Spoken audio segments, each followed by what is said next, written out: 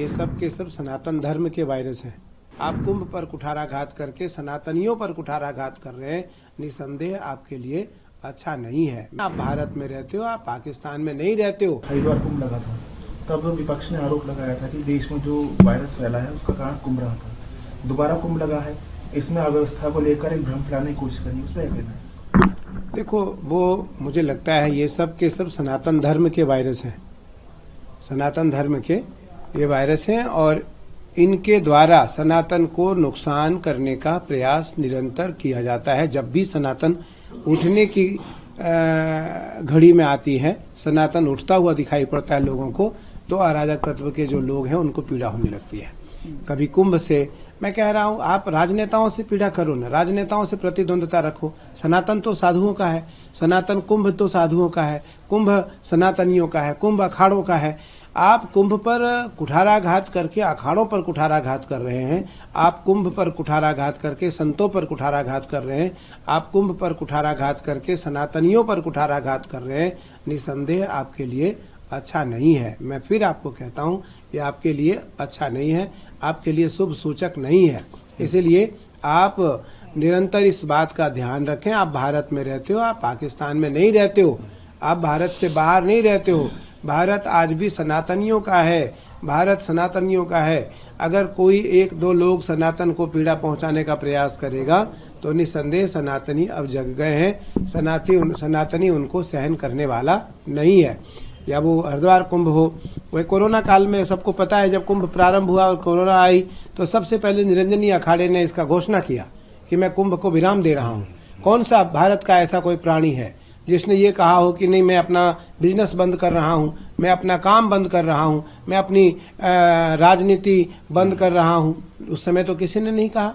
मुझे लगता है अखाड़ों ने आगे आकर के यह काम किया है। इस बार भी जब छोटी सी घटना कुंभ में हुई और उस घटना में हमारे कुछ श्रद्धालु हताहत हुए, तो सबसे पहले अखाड़ों ने घोषणा किया कि मैं स्नान तब तक नहीं करूंगा जब तक हमारे आम श्रद्धालु स्नान नहीं कर लेते हैं। तो यह काम तो अखाड़ों का सदैव रहा है और अखाड़े सदैव राष्ट्र रक्षा हेतु काम करते आए हैं। या वो सनातन की रक्षा हो, भारत या स्वतंत्रता संग्राम की बात हो, देश आजाद की बात हो, जब जब देश में आवश्यकता पड़ी राष्ट्र रक्षा के लिए नागाओं ने मोर्चा संभाला।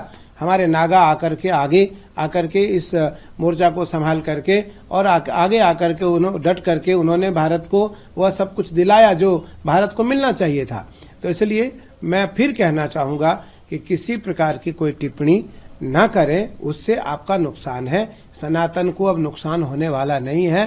सनातन अब जग गया है, सनातन अब चल पड़ा है, सनातन अब दौड़ पड़ा है रोड पर, और सनातन अब रुकने वाला नहीं। आने वाला कुंभ हरिद्वार का है, उसके बाद आने वाला कुंभ नासिक का है, उसके बाद आने वाला कुंभ उज्जैन का है। आप देखना, आप, क्योंकि मीडिया का बहुत बड़ा योगदान है, मीडिया की बहुत बड़ी भूमिका है, मीडिया की बहुत बड़ी भूमिका है आज घर घर में कुंभ पहुंचाने का, घर घर में आज कुंभ का संदेश देने का, घर घर में आज घर में बैठे लोग कुंभ को देख सकते हैं, आज सनातन को देख सकते हैं, कुंभ को समझ सकते हैं, कुंभ को जान सकते हैं।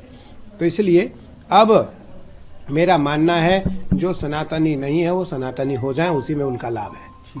गुरुजी, कुछ विपक्षी पार्टियों ने कहा है कि पैसे लेकर लोगों को दीक्षा दिलाई गई है, क्या कहेंगे उसको लेकर?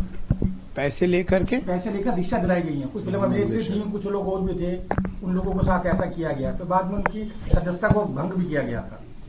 देखो, बनाने वाली, हाँ, महामंडलेश्वर बनाने की बात को लेकर नहीं, हम लोग ने मैं तो इस बात को कहता हूँ कि ये परंपरा हमारे अखाड़ों में नहीं है। आज भी अखाड़ों की परंपरा को समझना पड़ेगा, अखाड़ों की परंपरा को समझना पड़ेगा। पैसे की क्या बात होती है? वह आचार्य, महामंडलेश्वर कौन बनाता है? आचार्य बनाता है। महामंडलेश्वर कौन बनाता है? अखाड़ा बनाता है, अखाड़ा बनाता है। जब एक साधारण परिवार में शादी विवाह होती है तो सामान्य से और असामान्य से असामान्य खर्चे किए जाते हैं।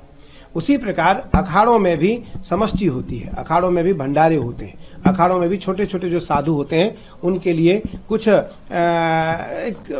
छोटी छोटी दक्षिणा तय की जाती है जो जिस योग्य है। इसलिए हमने लगभग इस बार 10 महामंडलेश्वर बनाए और जूना ने भी बनाया, निरंजनी, तो हमने 10 महामंडलेश्वर बनाए। भारत के श्रेष्ठ साधुओं को हमने महामंडलेश्वर बनाया, भारत के श्रेष्ठ साधुओं को हमने दीक्षित करके और हमने महामंडलेश्वर बनाया। मुझे लगता है किसी प्रकार की कोई मांग नहीं रखी जाती है, नहीं रखी जाती है। मैं इसलिए कह रहा हूं क्योंकि महामंडलेश्वर बनाने वाला मैं स्वयं हूं, मैं महामंडलेश्वर बनाता हूं।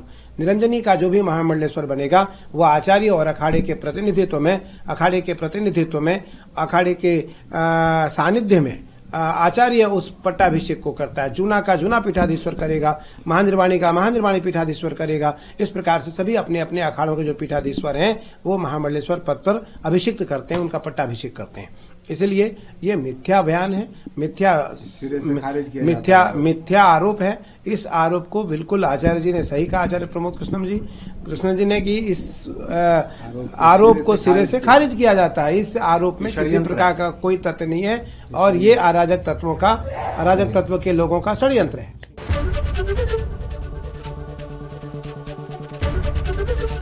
एबीपी गंगा, खबर आपकी, जुबान आपकी।